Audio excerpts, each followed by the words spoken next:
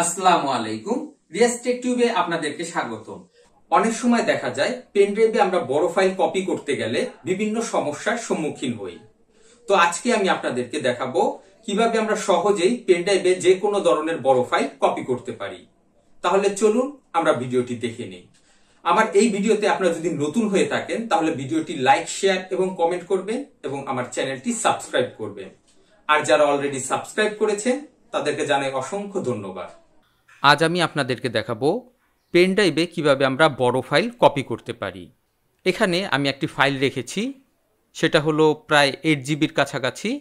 এটাকে আমি কপি করব, তারপর এই পেন ড্রাইভের ভিতর পেস্ট করব।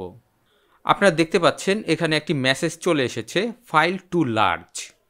কিন্তু এখানে আমরা যদি পেন ড্রাইভে দেখি, পেন ড্রাইভটি কিন্তু পুরো খালি আছে এবং 64 জিবি পর্যন্ত আমি ফাইল রাখতে পারবো, কিন্তু তারপরও আমি এখানে কপি করতে পারছি না। তো আমি পেন ড্রাইভটি একটু প্রপার্টিজে গিয়ে দেখব। এখানে আমরা দেখতে পাচ্ছি পেন ড্রাইভের ফাইল সিস্টেমটি FAT32 করা আছে। এই FAT32 হলো ওল্ড ফাইল সিস্টেম। এটাকে আমাদের নিউ ফাইল সিস্টেমে নিয়ে আসতে হবে। তো এর জন্য আমরা পেন ড্রাইভের উপর আমরা রাইট বাটন ক্লিক করব। তারপর এখান থেকে আমরা ফরম্যাট লেখা দেখতে পাচ্ছি, আমরা এই ফরম্যাটে ক্লিক করব। তারপর এখান থেকে আমরা NTFS দেখতে পাচ্ছি, আমরা এই NTFSটি সিলেক্ট করে দিব। তো এবার এটাকে আমরা ফরম্যাট করে নেব। আমরা এখানে স্টার্টে ক্লিক করব, তারপর ওকেতে ক্লিক করব। আমাদের ফরম্যাট কমপ্লিট হয়ে গেছে। এবার এটাকে আমি কপি করব, তারপর পেন ড্রাইভের ভিতর পেস্ট করব। আপনারা দেখতে পাচ্ছেন আমাদের ফাইলটি কপি হওয়া শুরু হয়ে গেছে।